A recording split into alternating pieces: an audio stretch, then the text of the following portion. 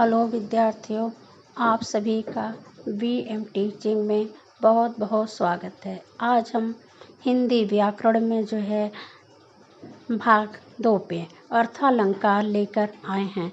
और इसके पहले हमने भाग 1 पे आप लोगों को अलंकार की परिभाषा और अलंकार कितने प्रकार के होते हैं वो मैंने आप लोगों को विस्तार पूर्वक समझाया है।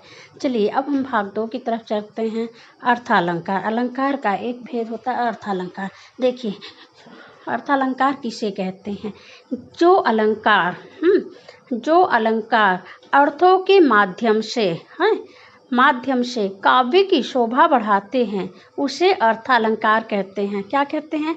हमने सभी लोगों के मुंह से सुना है कि अलंकार बहुत कठिन होता है, अलंकार को पहचानना बहुत कठिन होता है। अगर आप लोग इस वीडियो को ध्यान से सुनेंगे, पढ़ेंगे, देखेंगे तो आप लोग अलंकार कभी नहीं भूलेंगे। ठीक है। अर्थालंकार देखिए, जो अलंकार जैसा कि नाम से स्पष्ट हो रहा है, जो अलंकार अर्थों के माध्यम से काव्य की शोभा बढ़ाते हैं उसे क्या करते हैं? अर्थालंकार करते। जो अलंकार अर्थ के माध्यम से उसको काव्य की किसकी शोभा बढ़ाते हैं? काव्य की शोभा बढ़ाते, उसको अर्थालंकार कहते हैं। उपमा अलंकार, अर्थालंकार भी कई प्रकार के होते हैं। इसमें आता है उपमा अलंकार, जहाँ किसी वस्तु या व्यक्ति की किसी अन्य व्यक्ति या वस्तु से समान गुण, धर्म, स्वरूप के आधार पर तुलना की जाए या समानता बताई जाए, वहाँ क्या होता है? उपमा अलंकार होता है। ठीक है। सीधे अर्थों में भी जहाँ पे मतलब कि उपमेय का आरोप उपमान में कर दिया जाता, वहाँ क्या होता है? उपमा अलंकार होता। ठीक है। जैसे कि फूल सी, देखिए, किसी की तुलना किसी दूसरे से की जाए, वहाँ पे क्या होता है? उपमा अलंकार होता है। जैसे कि फूल सी एक बाला, कैसी बाला है? फूल सी एक बाला है, फूल जैसी एक बाला है। ठीक है। हरिपद कोमल कमल से, हरिपद, उसके कमल कैसे हैं? हरि के कमल कैसे हैं? कमल के पुष्प के समान है। ठीक है। मुख चंद्र सा सुंदर है, मुख कैसा सुंदर है? चंद्रमा सा, उसका मुख कैसा सुंदर है? चंद्रमा के समान उसका मुख सुंदर है। ठीक है। जैसे हमने बताया ना, फूल सी एक बाला, जहाँ पे सी, सा या सरिस, जैसे पीपर पात सरिस मन डोला, जैसे कि पीपर पात सरिस मन डोला। ठीक है। ये क्या है? मतलब उदाहरण में आप देख रहे हैं ना, पीपर पात सरिस, जहाँ पे सरिस शब्द आया है, सी शब्द आया और सा शब्द आया, ये 3 शब्द जहाँ पे आते हैं इसकी पहचान क्या होता है?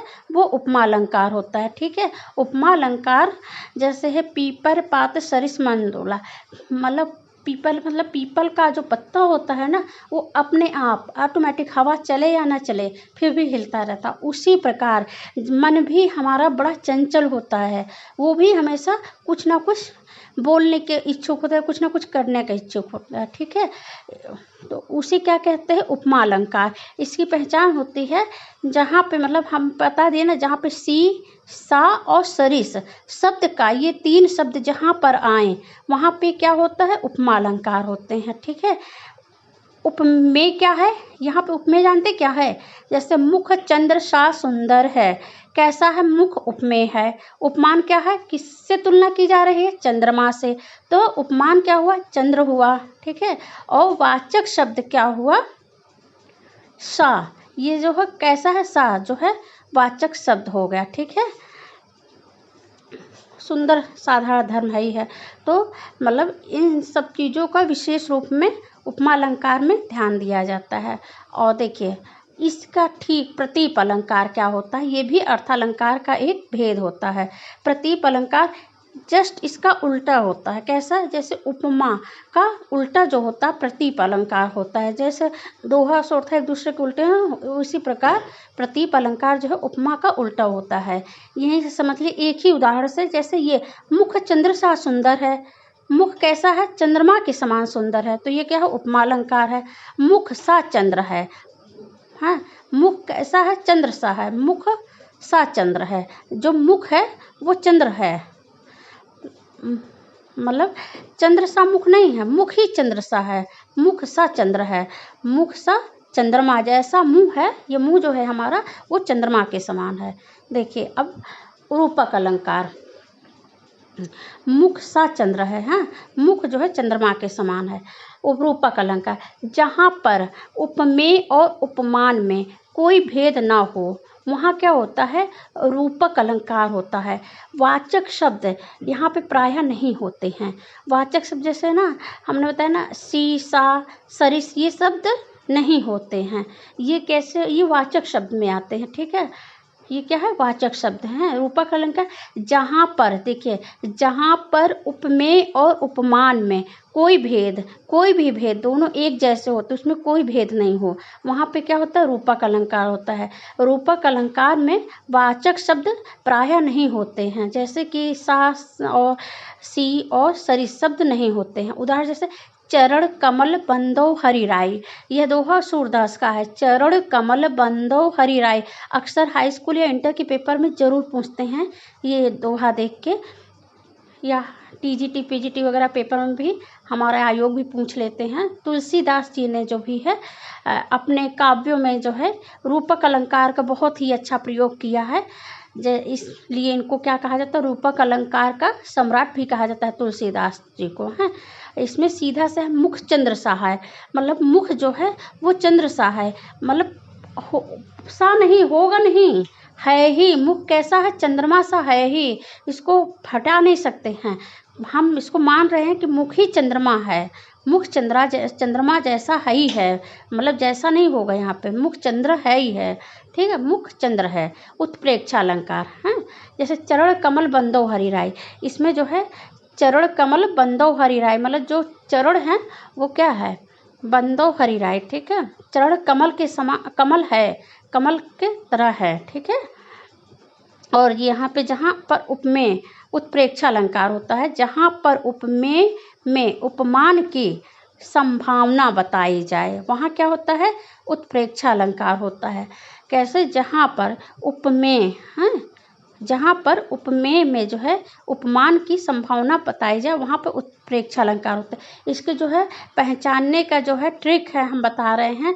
जैसे कि वाचक शब्द में आ जाता है जनु, मनु, मानो, जानू, मानहु, जानहु आदि शब्द, ये जैसे हम दोहा दे देंगे या पंक्तियाँ दे देंगे, ये शब्द आप पहचानिएगा, इनको देखिएगा, कहीं पे आए जनु, मनु, मानो, जानो, मानहु, जानहु आदि, ये शब्द जरूर आएंगे, तो वहाँ पे क्या होगा, उत्प्रेक्षा अलंकार होगा, ठीक है। थी किस अनंग के धनु, वह शिथिल सिजीवनी दुहरी, अलबेली बहुलता या मानो सुर की नवलहरी, ठीक है। मुख मानो चंद्र है, देखिए मानो शब्द आया ना यहाँ पे, देखिए ये मानो सुर की नवलहरी, इसमें भी मानो शब्द आया, और मुख मानो चंद्र है, इसमें भी मतलब मानो शब्द आया। ये क्या हुआ, उत्प्रेक्षा अलंकार की पहचान। अतिशयोक्ति अलंकार, जब किसी वस्तु या व्यक्ति आदि का वर्णन बहुत बढ़ा चढ़ा कर किया जाए, हैं, तो वहाँ पर क्या होता है, अतिशयोक्ति अलंकार होता है। वहाँ पे अतिशयोक्ति अलंकार होता है जब जैसे किसी भी वस्तु को हम बहुत अधिक बढ़ा चढ़ाकर उसका वर्णन किया जाए या उसको बताया जाए, उसको क्या कहते हैं, वहाँ पे अतिशयोक्ति अलंकार होता है। जैसे कोई 1 रुपए की चीज़, उसको हम बता दिए इकट्ठा कि नहीं ये 1 करोड़ की है, तो ये असंभव चीज़ हो सकती है ना। 1 रुपए को हम 1 करोड़ से अगर गिनती करते हैं तो ये बड़ी असंभव चीज़ हो जाती है। तो इसी को अतिशयोक्ति करते हैं, मतलब जो संभव ना हो सके, इतना बढ़ा चढ़ा के हम बोल देते हैं कि जो संभव ना हो सकते, हमसे परे है, उसको क्या कहते हैं, अतिशयोक्ति अलंकार।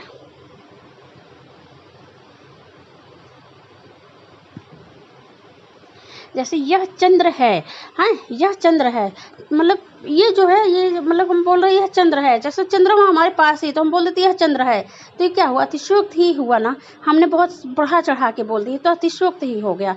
देख लो साकेत नगरी है, यही स्वर्ग से मिलने गगन में जा रही है। हैं मतलब एक नगरी है, उसका नाम साकेत है।